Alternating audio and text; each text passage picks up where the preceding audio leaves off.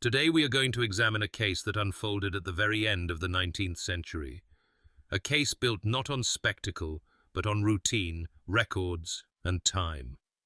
It is the story of a woman whose life appeared orderly, whose movements were documented, and whose account was carefully given, yet whose name would later be entered into the court register under the gravest possible heading. Louise Josephine Masset was born on June 15, 1863, at 109 Guildford Street, Russell Square, an address situated within one of the city's well-established residential districts. Her father, Etienne Masset, was French by birth, while her mother, Elizabeth, was English. Together they raised 3 daughters, with Louise being the middle child. The household in which she grew up was orderly and stable. Records indicate that Louise received a sound education and was fluent in both French and English, a skill set that reflected not only her parentage, but also the opportunities available to her. Although educated in London, she also spent periods of time in France, moving comfortably between the two countries during her youth. Nothing in her early life marked her as exceptional or troubled. She was regarded as cultured, well-presented, and capable of navigating respectable society. By the standards of the late 19th century, her upbringing suggested security rather than hardship, and refinement rather than instability. At this stage, there was nothing to distinguish Louise Masset from countless other women raised in similar circumstances across London, a background that, in itself, drew no attention at all. Before we begin, take a moment to write down where you're watching from and what time it is for you right now. If you find this investigation compelling, please consider liking the video and subscribing to the channel. Now let us return to Victorian London and begin at the start, not with suspicion, but with record. By the mid-1890s, Louise's life followed a path that society rarely forgave and never forgot. In 1895, Louise became pregnant. The following May, she gave birth to a son, Manfred.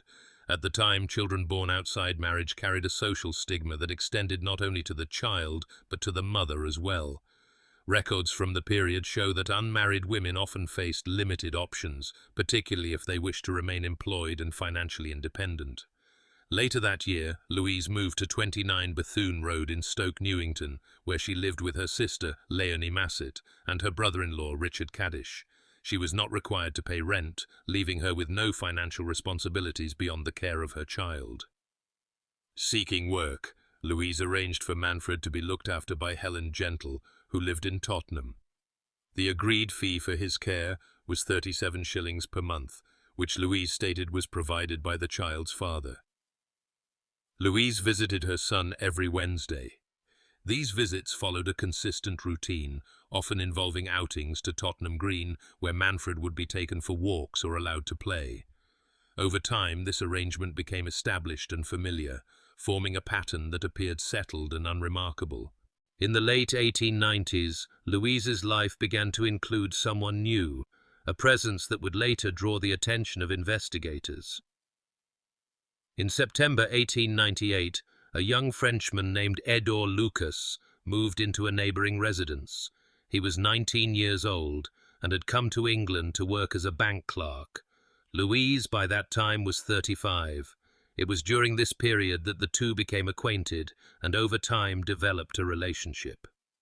Contemporary accounts do not describe the arrangement as secretive. The pair were seen together regularly, and their association appeared consistent rather than fleeting. In May 1899, Louise travelled to Brighton, accompanied by Lucas and 2 of his friends. They stayed at Finley's Guest House, a lodging establishment frequented by visitors to the town. Louise later indicated that she enjoyed the weekend and agreed with Lucas that they should return again, this time on their own. As the relationship continued, Louise informed Lucas of her son's existence. According to statements later given, Lucas responded that this made no difference to his feelings or intentions. For several months, the relationship progressed without recorded dispute. At the time, it was simply another development in Louise's personal circumstances, noted only in retrospect when her movements and associations came under scrutiny. In October 1899, a series of ordinary arrangements quietly altered the course of several lives. On October 16th, Louise wrote to Helen Gentle, who had been caring for Manfred, explaining that the child's father had requested his return to France. In the letter, Louise stated that the intention was for Manfred to live there and receive an education, and that she believed this would be in his best interests. 8 days later, further arrangements were set in motion. Louise and Gentle agreed to meet on Friday, October 27th, outside the Birdcage public house at Stamford Hill, where Manfred would be collected. Louise told Gentle that she planned to travel with the child to New Haven before continuing across the Channel to France. On October 24th, Louise met Edor Lucas at Liverpool Street Station. During this meeting, she informed him that she would be travelling to Brighton later that week. Lucas said he would be unable to travel until the following day, and the two agreed to meet there instead. They arranged to make separate journeys and reserved rooms at Finley's guest house under assumed names. For the duration of their stay, they agreed to present themselves as brother and sister. By this point, letters, dates, and travel plans had taken precedence, and the narrative shifted from domestic routine to documented movement, each step recorded in advance. By early afternoon on Friday, October 27, 1899, Louise and her son arrived at one of London's busiest stations, intending, at least on paper, to continue onward. At approximately 1:40 p.m., London Bridge Station recorded the arrival of Louise and Manfred. They entered the waiting room and took seats among other travellers. Shortly after, a waiting room attendant, Georgina Worley, spoke briefly with Louise. During the exchange, Louise stated that she was waiting to meet someone at the station. Nothing about the interaction was noted as unusual. At around 2:40 p.m., a shift change brought another attendant, Ellen Rees, on duty. By this time, Manfred had become unsettled and began to cry. When asked about the child's distress, Louise explained that he was missing his nurse. She added that the boy was just over 3 years old. The pair remained in the waiting room for a short time longer, after which Louise decided to take her son for a walk. At approximately 3:00 p.m., she left the waiting area, telling staff that she intended to buy the child a cake. No further movements of Louise and Manfred together were recorded after this point. The observations made that afternoon would later form the last confirmed account of mother and child seen in each other's company, fixed in time by routine remarks and ordinary station procedure. More than 3 hours later, a routine visit to a station restroom led to a discovery no one had expected. At approximately 6:19 p.m., 2 women, Mary Tian and Margaret Biggs, were waiting at Dalston Junction Station before attending a lecture. Shortly before leaving the station, Tian entered the ladies' restroom. The room was dimly lit and contained 2 cubicles. When she attempted to open the first door, it would not move. Looking down to see what was obstructing it, Tian believed she could make out a child's face beneath the door. She immediately left the restroom and informed her companion. Together they approached station staff, meaning to ask for assistance. 2 porters entered the restroom carrying lamps.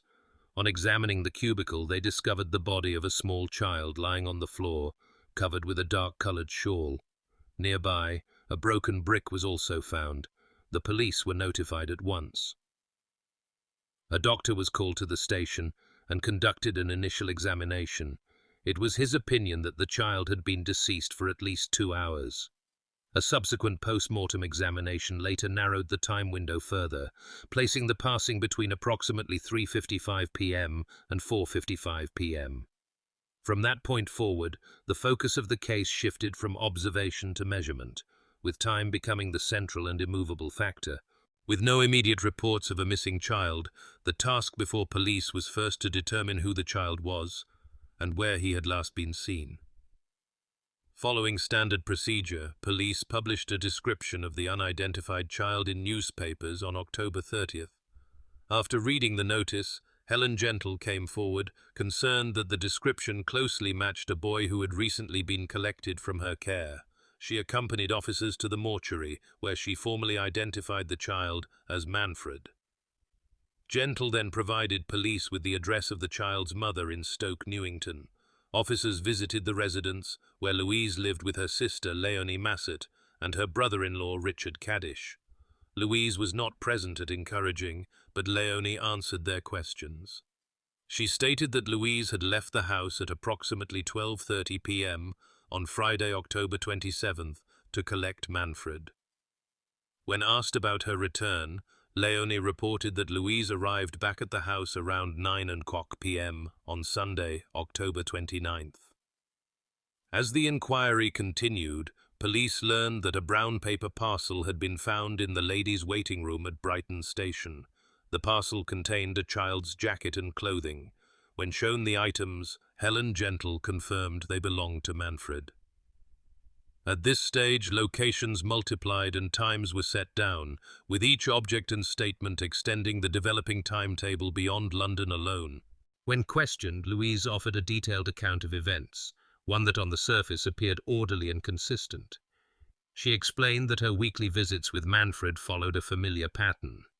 Each Wednesday she would meet him and take him to Tottenham Green, where he would spend time outdoors while she spoke with other mothers in the park. It was during one of these visits earlier in October that she said she met two women seated nearby with a young girl. According to Louise, the women told her they operated a small private school in Chelsea.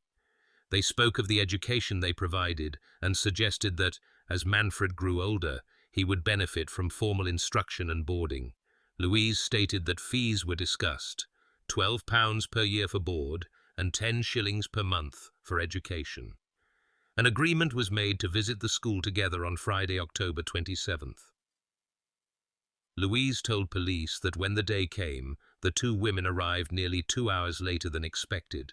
Because of the delay, she said there was no longer enough time to visit the school and still catch her planned train. She stated that she handed Manfred to the women along with his belongings and then left to board the 4:07 p.m. train to Brighton. She further explained that she spent the evening there before later checking into Finley's guest house, concluding her account without qualification or addition. When proceedings opened in December 1899, the case moved from reconstruction to judgment. The trial began on December 13th at the Old Bailey, where the prosecution set out the circumstances as they understood them. They suggested that Louise's relationship with Idor Lucas provided a possible motive, proposing that her son had become an obstacle to that association. They also referred to the monthly payments made for childcare, raising the possibility of financial consideration. Both points were denied by Louise and by Lucas. Central to the case was a dispute over the dark shawl found with the child. The prosecution argued that it had been purchased by Louise shortly before the events in question. Louise denied making such a purchase. Giving evidence, Louise stated that she had left London Bridge Station on the 4:07 p.m. train to Brighton. This account conflicted with the testimony of waiting room attendant Ellen Rees, who told the court that she had seen Louise at the station later that evening. Medical evidence placed the time window within the afternoon hours, a detail repeatedly returned to during the proceedings.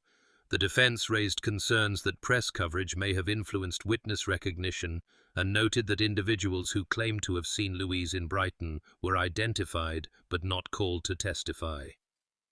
Throughout the hearings, differing accounts were presented without reconciliation.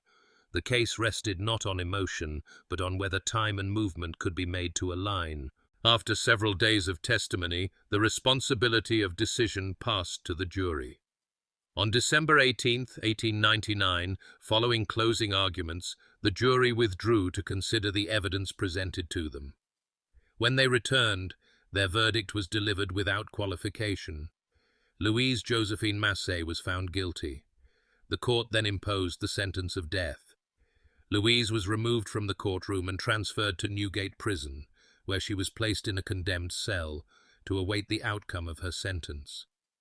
In the days that followed, the defense revisited certain elements of the case, including statements from individuals in Brighton who claimed to have seen Louise on the evening of October 27th.